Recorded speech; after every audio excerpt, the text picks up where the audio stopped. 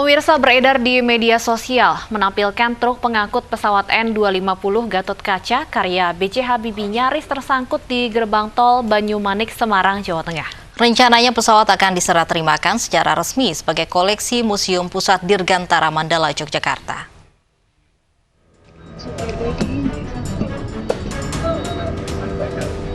Peristiwa terjadi sekitar pukul 19.30 pada Kamis malam. Saat itu truk pengangkut pesawat N250 Gatotkaca karya B.J. Habibie sedang menempuh perjalanan menuju Yogyakarta. Truk bermuatan pesawat tersebut diketahui tak dapat melintasi gerbang tol Banyumanik karena tinggi dan lebar pesawat melebihi kapasitas gerbang tol.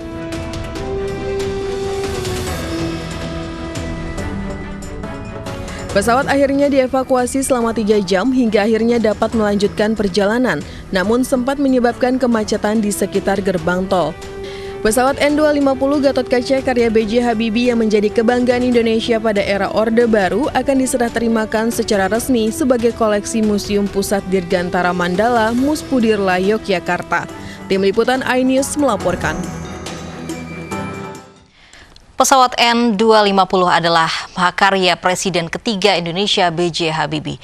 Dirintis sejak tahun 1986, N250 menjadi produk pesawat perdana yang diproduksi Indonesia.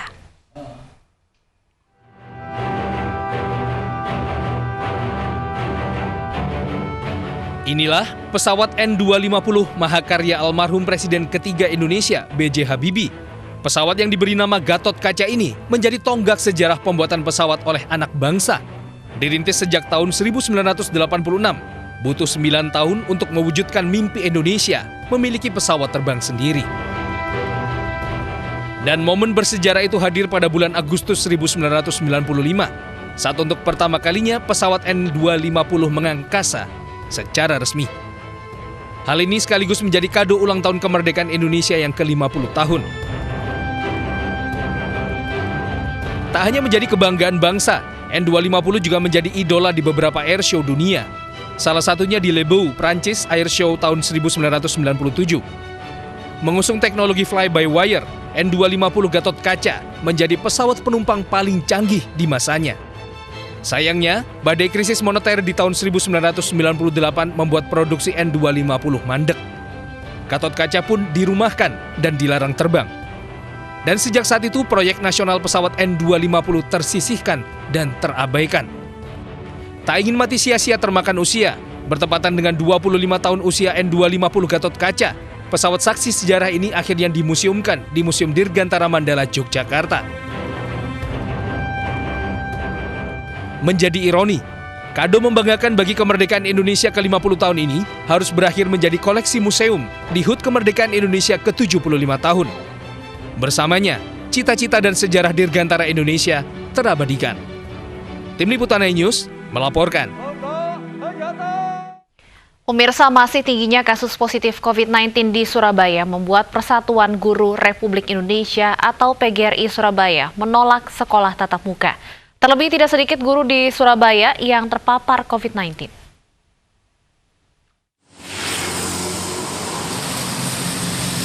PGRI Kota Surabaya menolak usulan Pemprov Jawa Timur untuk melakukan uji coba sekolah tatap muka di SMK PGRI 13 Surabaya. Untuk SD dan SMP, PGRI Surabaya menerima surat edaran dari Wali Kota Surabaya agar guru dan tenaga pendidikan bekerja dari rumah, terkecuali bagi yang piket.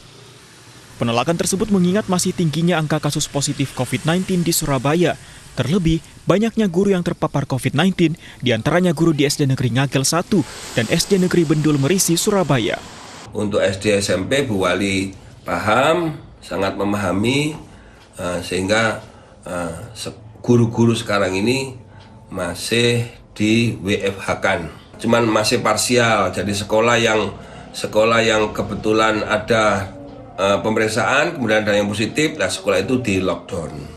PGRI akan menyetujui pembelajaran secara tatap muka jika kondisi sudah benar-benar normal.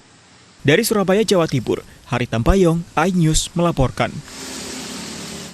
Pemerintah mengatasi permasalahan kegiatan belajar mengajar jarak jauh dengan memperlakukan siaran pelajaran melalui stasiun televisi. Ya, namun permasalahan tersebut tidak selesai mengatasi program KBM yang dicanangkan oleh pemerintah Kota Cirebon. karena sebagian warga tidak memiliki televisi.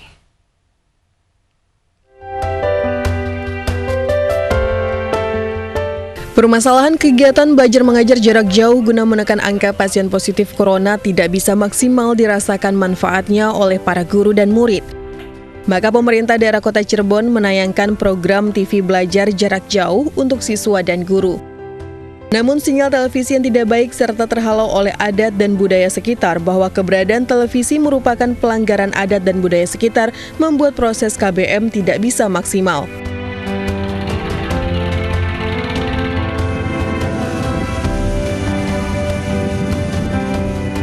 Situasi seperti ini mendorong sejumlah guru untuk mendatangi rumah anak didiknya dengan jarak tempuh 1 km dari sekolahnya. Kunjungan tersebut harus dilakukan sejumlah guru.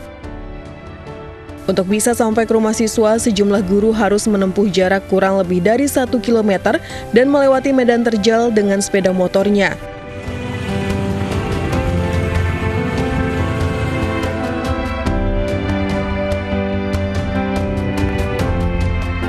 Tidak hanya itu, guru pun harus melanjutkan perjalanannya dengan jalan kaki karena jalan menuju rumah siswa tidak dapat dilalui oleh sepeda motor. Kegiatan belajar pun tidak berjalan maksimal sehingga kunjungan ke rumah siswa menjadi upaya pihak sekolah untuk memaksimalkan kegiatan belajar mengajar di rumah. Ini di sini mau ngasih jurnal dulu. Sini saya. Duduk semuanya.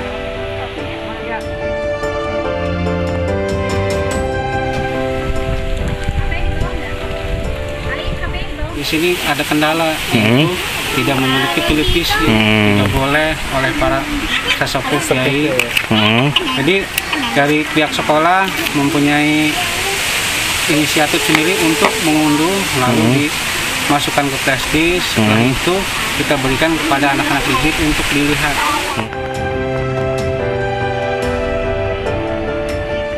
Sementara itu, sejumlah orang tua siswa mengeluhkan proses kegiatan belajar di rumah dan melalui tayangan televisi tidak begitu maksimal dan berharap kegiatan belajar mengajar kembali semula agar anaknya dapat belajar dengan normal.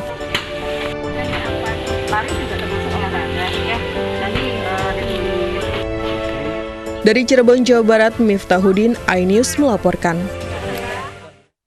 4 orang kakak beradik di Bone, Sulawesi Selatan memilih menikah secara bersamaan. iNews yang akan kembali dengan informasinya sesaat lagi.